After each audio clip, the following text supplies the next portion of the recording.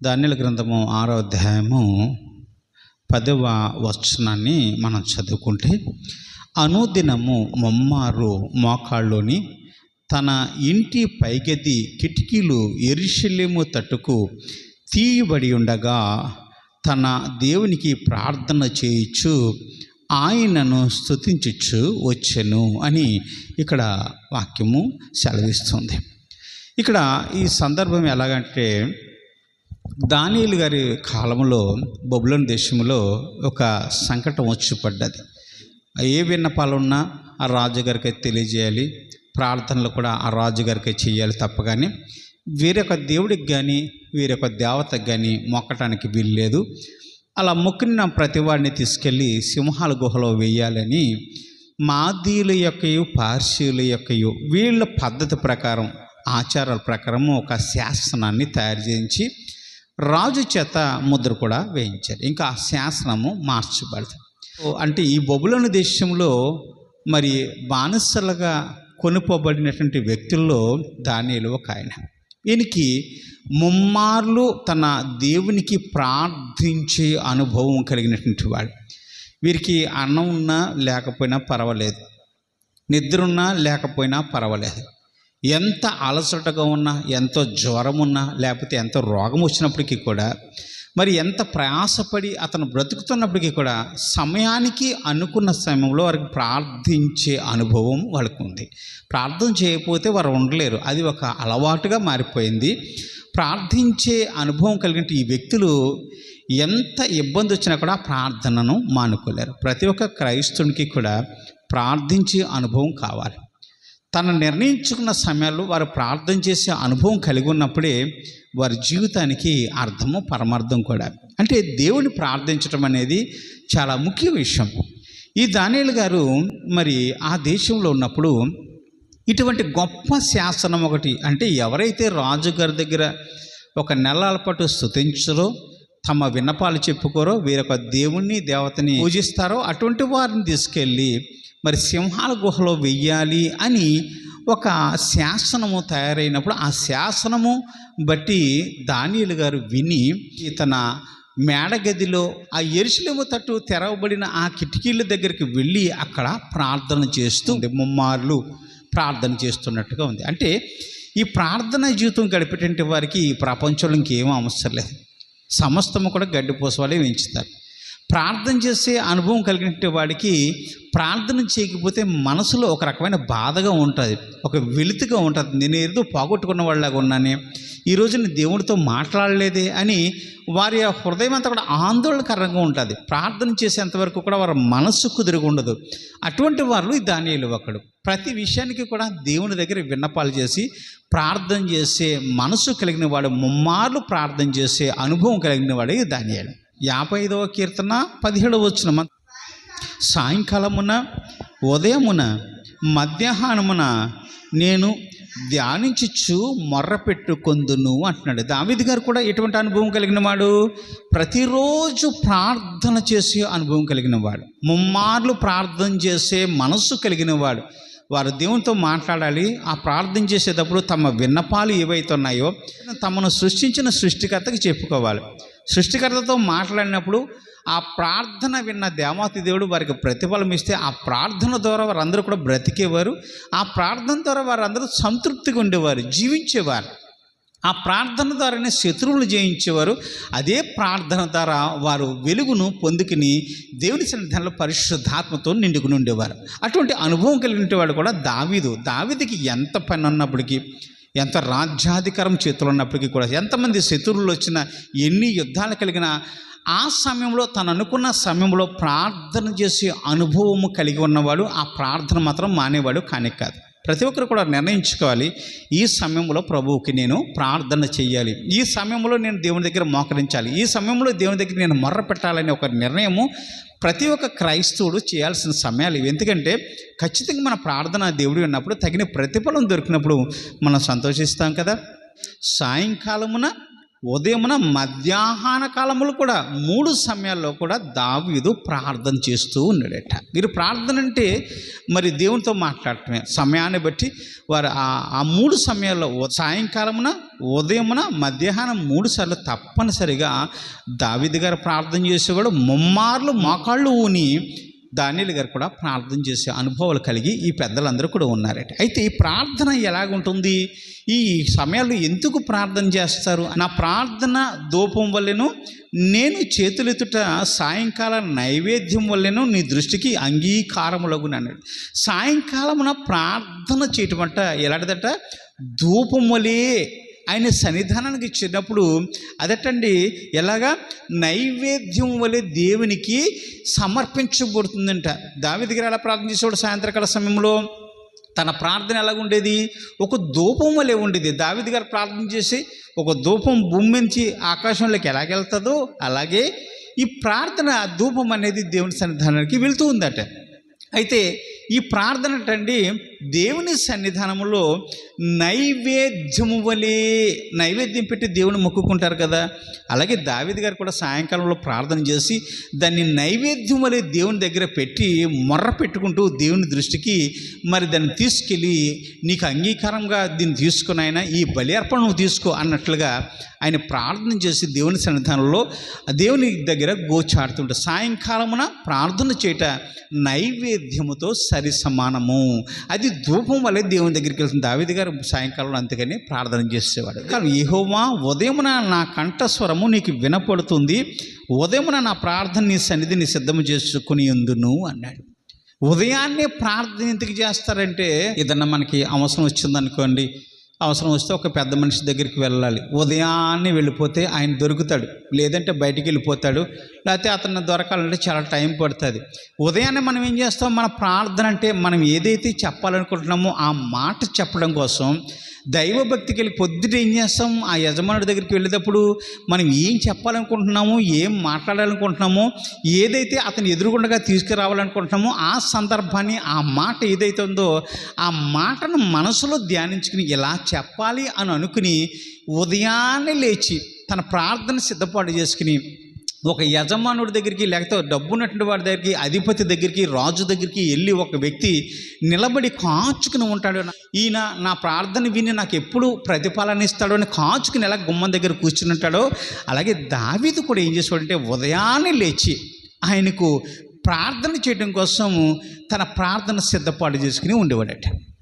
ప్రార్థన సిద్ధపాటు చేసుకోవడం అంటే ఏం మాట్లాడాలో, దేవుని దగ్గర ఏమని ప్రార్థన చెయ్యాలో, దేవుని దగ్గర ఏమైనా ప్రార్థన చేయాలి, రేపొద్దున ఏం అడగాలో, దేవుని దగ్గర ఏ ప్రార్థన చేస్తే దేవునికి అంగీకారము, దేవుని దగ్గర ఏ విధంగా ప్రార్థన చేయాలో ఇదంతా కూడా ధ్యానించుకుని ఇలా ప్రార్థన చేస్తే దేవునికి అంగీకారము, నేను ఈ వస్తువు అడిగితే దేవునికి అంగీకారము, ఇలా ప్రార్థన చేస్తే దేవుడు నాకు జయాన్ని ఇస్తాడు అని తన ప్రార్థన అంతటిని కూడా సిద్ధపాటు చేసుకుని మరి ఆ దేవుని సన్నిధానంలో కాచుకుని కూర్చుని వాడట. దేవుని ఉదయకాల ప్రార్థన చాలా ప్రాముఖ్యమైనది. ఎందుకంటే ఉదయాన్నే లేచిన వెంటనే ప్రార్థన చెయ్యాలి. ప్రార్థన చేస్తే మన ప్రార్థన దేవుడు ఖచ్చితంగా వింటాడు. సాయంకాల ప్రార్థన దావీదు చేసినప్పుడు అది నైవేద్యం వలె దేవునికి సమర్పించి దేవుని దగ్గర గోచాడేవాడు. ఎన్ని గంటలు?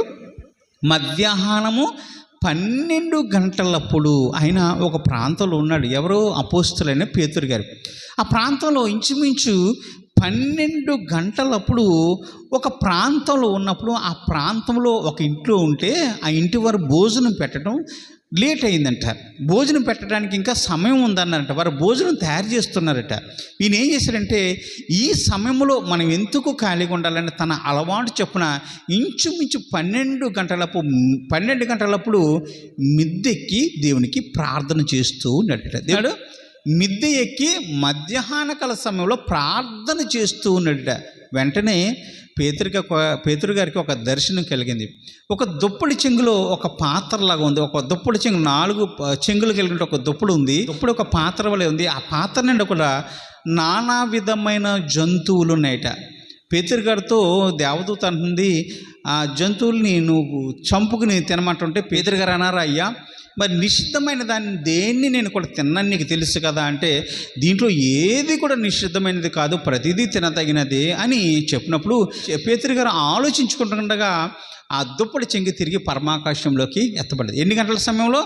మధ్యాహ్నము 12 గంటల సమయంలో ప్రార్థన చేస్తున్నప్పుడు దేవదూతలు ఎవరు? పేతురు గారితో మాట్లాడుతూ ఉన్నారట. నిజమే, మన మధ్యాహ్న కాల సమయంలో మన బద్దకిందకుండా ప్రార్థన చేస్తే ఇంకా మనకి దేవుని దగ్గర నుంచి జవాబు దొరుకుతుంది. దర్శనాలు వస్తే దేవుని దగ్గర నుంచి కృప దొరుకుతుంది. దేవుడు మనం ఎలా బ్రతకాలో, ఎలా నడవాలో మనకు ఆలోచన చెప్తూ ఉంటాడు. ఉదయకాల సమయంలో మన ప్రార్థన చేస్తున్నప్పుడు మన ప్రార్థన వినటానికి దేవుడు సిద్ధంగా ఉంటాడు. రెండోది ఏంటంటే, సాయంకాలం ముందు ప్రార్థన చేస్తున్నప్పుడు మన ప్రార్థన దేవునికి నైవేద్యం వలె, ధూపం వలె దేవుని సన్నిధానానికి చేరుకుంటుంది. అలాగే మూడవదిగా మధ్యాహ్న కాలం ముందు ప్రార్థన చేస్తున్నప్పుడు దేవుడే మనకి దర్శనాల ద్వారా దేవుడు తన కృపను మన పట్ల కుమ్మరించి ఎలా నడవాలో తన దిశానిర్దేశాలు మనందరికీ కూడా దేవుడు బోధిస్తూ ఉంటాడు. యేసుప్రభు వారు కూడా మరి ప్రతిరోజు సాయంత్రకాల సమయంలో కొండ మీద ప్రార్థన చేశాడు. ఒలువుల తోటలోకి వెళ్ళి ప్రార్థన చేసేవాడు. ఆయన ప్రతిరోజు కూడా దేవుని బ్రతిమలికాడు. పరిపాటిగా ఏ రోజుని కూడా తన ప్రార్థన మానలేదు. ఈ విషయం తెలిసిన ఇస్కరియోత ఆయన ఎక్కడుంటాడో తెలుసు కాబట్టి ఆ పెద్దలు, ప్రధానుల్ని, బండ్రుతులందరినీ పట్టుకుని ఆ గెత్సేమనే తోటకెళ్ళి యేసు ప్రభు వారిని అక్కడ పట్టించాడు. ఎందుకంటే ప్రతిరోజు కూడా ప్రార్థన చేసే అనుభవము గెత్సేము తోటలోకి వెళ్ళి యేసు ప్రభువుకు ఉంది కాబట్టి గెత్సేము తోటలో దొరుకుతాడని తెలుసుండే ఇస్కరియోత వారందరినీ పెద్దల, ప్రధానులు వెంటబెళ్ళి తీసుకెళ్ళి యేసు ప్రభు వారిని అక్కడ పట్టించాడు.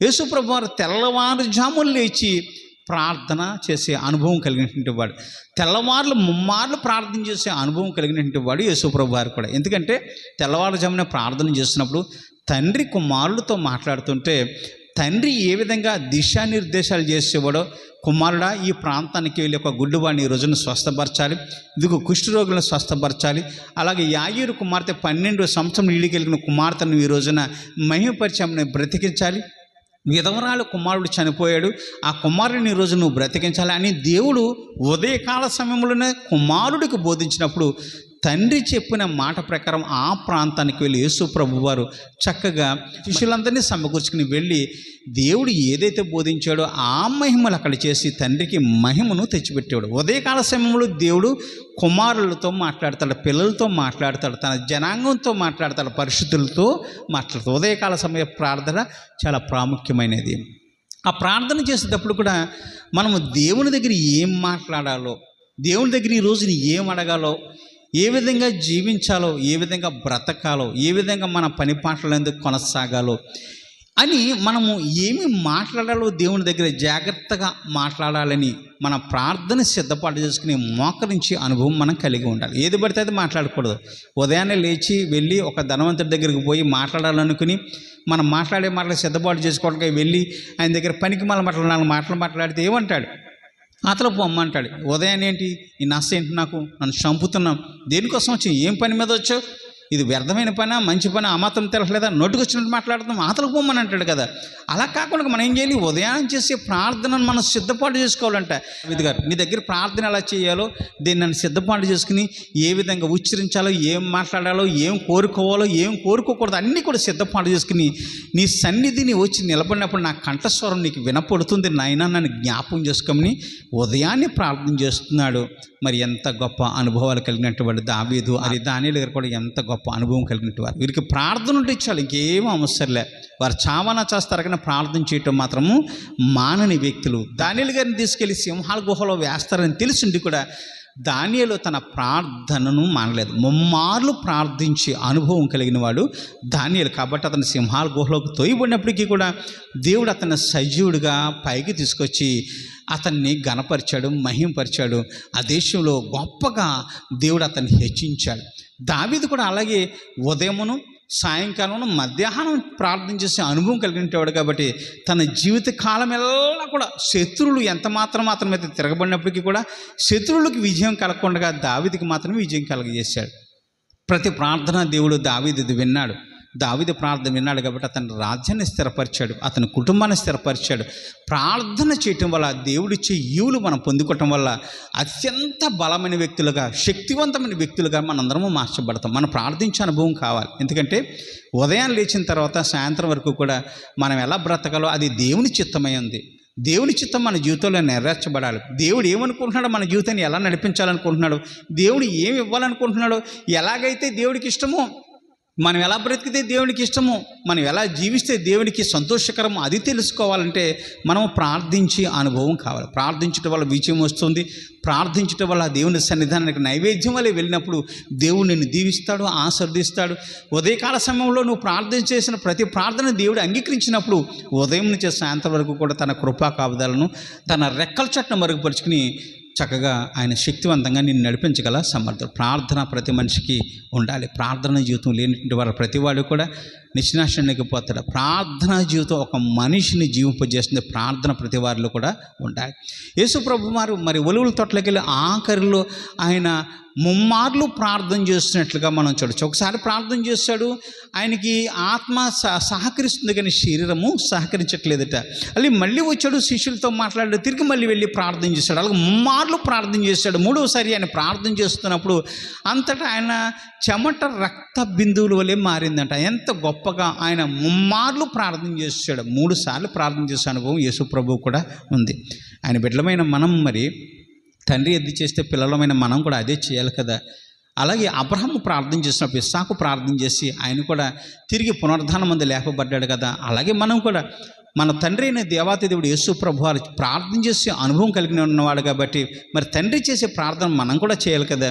మనం చేసి తండ్రి ఎలాగా తన జయాన్ని పొందుకున్నాడు, అలాగే మనము కూడా తండ్రికి ప్రార్థన చేసి యేసు ప్రభు దగ్గర ప్రార్థన చేసి మనం కూడా జయాన్ని పొందుకోవాలి కదా. పునరుద్ధానం ముందు లేపబడాలి కదా. అంటే మనం లేపబడాలంటే ఖచ్చితంగా మనం ప్రార్థన చేసే అనుభవం కావాలి. దావీదు వల్ల ముమ్మార్లు వల్ల ప్రార్థన చేసే అనుభవం కావాలి. అలాగే యేసు ప్రభు వల్ల ముమ్మార్లు ప్రార్థన చేసే అనుభవం కావాలి. దానియేలు వలె ముమ్మార్లు ప్రార్థన చేసే అనుభవం కల. ప్రార్థనా జీవితం చాలా గొప్పది. ప్రార్థించటం వలన మనిషి అత్యంత శక్తివంతుడిగా మారతాడు. నేను శక్తివంతుడిగా మార్చి నడిపించగల సమర్థుడు దేవుడే. ఆయన దగ్గర ప్రార్థన చేసి నీ ప్రతి అవసరాన్ని ఆయన దగ్గర పెట్టు, ప్రతి కొరతను ఆయన దగ్గర పెట్టు, ప్రతి సమస్యను ఆయన దగ్గర తీసుకురా, ప్రతి వేదనను ఆయన సన్నిధానంలో కుమ్మరించి ఆత్మను కుమ్మరించి ప్రార్థన చేయి. నీ ప్రార్థనను దేవుడు విన్నప్పుడు ఉదయమును మధ్యాహ్నము సాయంత్రము ఆయన నీ ప్రార్థనను అంగీకరించినప్పుడు తగిన కృపను దయచేసి అమితంగా బలపరచగల శక్తివంతుడు మన యేసు ప్రభువారు. మనందరం కూడా దేవుని సన్నిధానంలో ప్రార్థన చేసే అనుభవం కలిగి ఉందాం. దేవుడు దీవించునుగాక.